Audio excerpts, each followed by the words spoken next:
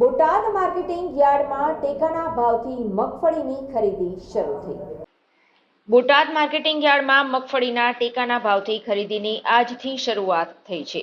Online registration થયેલા 15 જેટલા ખેડૂતોને મગફળી વેચવા માટે બોટાદ માર્કેટિંગ યાર્ડ ખાતે બોલાવાયા હતા। મગફળીમાં ટેકાના ભાવના ખરીદીના પ્રથમ દિવસે 1 મણના 1356ના ભાવથી મગફળીની ખરીદી થઈ હતી। સરકાર દ્વારા મગફળીના પાકને ટેકાના ભાવની ખરીદી માટે ઓનલાઈન નોંધણી કરવા ખેડૂતોને જણાવાયું હતું। જ્યારે રાણપુર, બરવાડા, ગઢડા સહિતના આસપાસના તાલુકા અને ગામના 2100 જેટલા ખેડૂતોએ મગફળીના પાકને ટેકાના ભાવથી વેચાણ કરવા ઓનલાઈન અરજી કરી હતી। ત્યારે આજ પ્રથમ દિવસે 15 જેટલા ખેડૂતોને મગફળીના પાક સાથે હળદળ કોટન યાર્ડ ખાતે બોલાવાયા હતા। મગફળીની ખરીદીમાં 1 મણ દીઠ બજાર ભાવ 900 થી 1000 રૂપિયા આસપાસ બોલાય છે। ત્યારે સરકાર દ્વારા ટેકાના ભાવ 300 થી 400 રૂપિયા વધારે આપી મગફળીની ખરીદીની શરૂઆત થઈ છે। ત્યારે ખેડૂતોને ટેકાના ભાવની ખરીદીથી ફાયદો થશે તેવું પણ જાણવા મળ્યું છે। સરકારના નિયમ મુજબ ખેડૂત દીઠ 200 મણ મગફળીની ખરીદી સરકાર દ્વારા કરવામાં આવતી હોય ત્યારે આજે પ્રથમ દિવસે 1200 બોરી જેટલી મગફળીની આવક થવાની સંભાવના વ્યક્ત કરવામાં આવી હતી। આગામી 3 મહિનામાં સંપૂર્ણ ખરીદી પૂર્ણ કરી દેવામાં આવતી હોય છે। ત્યારે વહેલી તકે તમામ ખેડૂતોનું ટેકાના ભાવથી માલ ખરીદી શકાય તેવી વ્યવસ્થા ખરીદ વેચાણ દ્વારા કરવામાં આવી રહી છે તેવું જણાવ્યું હતું।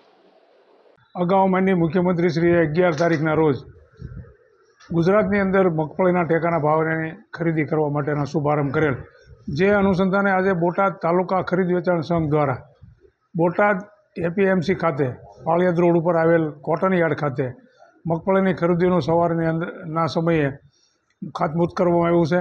બોટાદ તાલુકાની આશરે 1800 જેવી અરજી, બરવાળા તાલુકાની 101 જેવી અરજી અને રાણપુર તાલુકાની 300 જેવી અરજીઓ, કુલ 2100 અરજી અંદાજિત થયેલ છે।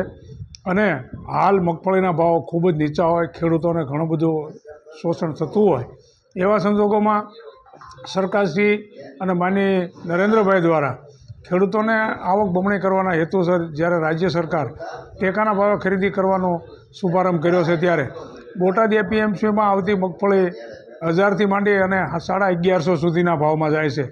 પરંતુ ટેકાના ભાવે ખરીદી કરવાથી ખેડૂતોને 1356 જેવા ભાવ મળે છે, જેથી ખેડૂતોને આશરે 200 રૂપિયાનો ખેડૂતોને લાભ થાય છે। અને આ ટેકાની ભાવની ખરીદીથી બોટાદ તાલુકાના 2000 ખેડૂતોને લાભ થશે। આમાં રોજના કેટલા ખેડૂતોની મગફળી ખરીદવામાં આવશે? આજે શરૂઆત થતી એટલે 25 થી 30 લોકોને બોલાવ્યા છે, પર રોજના 70 થી 80 લોકો જે પ્રમાણે વ્યવસ્થા તંત્ર ગોઠવાય છે એ પ્રમાણે બોટાદમાં જ આ ખરીદી કરી અને બોટાદની અંદર ગોડાઉન આવ્યું છે, એટલે ઝડપથી ખેડૂતો પાસેથી માલ ખરીદી કરવામાં આવશે।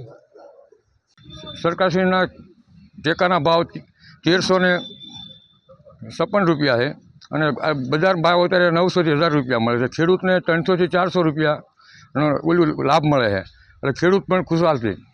એટલે ખાસ કરીને અત્યારે જે ટેકાના ભાવ છે એનાથી ખેડૂતોને કેટલો સંતોષ અને કેટલી આજે આવક થઈ?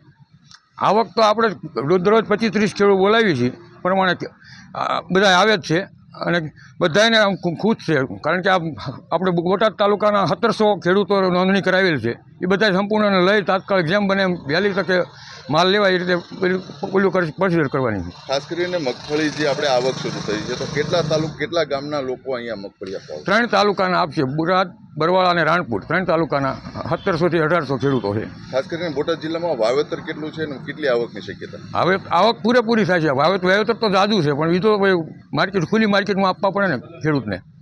ઓનલાઈન ન થયું હોય એને તો આમાં નથી ખરીદી કરી શકતા, ઓનલાઈન કર્યું હોય એને જ આપવાનું। અને શું ભાવ છે આજે? સાહેબ અમે ઓનલાઈન રજીસ્ટ્રેશન કરેલા ખેડૂતોમાંથી 15 ખેડૂતોને બોલાવેલ છે। એક ખેડૂતની 200 મણ મગફળી લઈ કે છે સરકારશ્રીના નિયમ મુજબ, એટલે આજે 1000 થી 1200 બોરીની આવક અંદાજિત થશે એવો અંદાજ છે। આજે ટેકાના ભાવથી ખરીદી માટે જે પ્રોસેસ હોય છે ઓનલાઈન રજીસ્ટ્રેશન, એ કઈ રીતની હોય છે અને ખેડૂતોને શું માહિતી આપશો?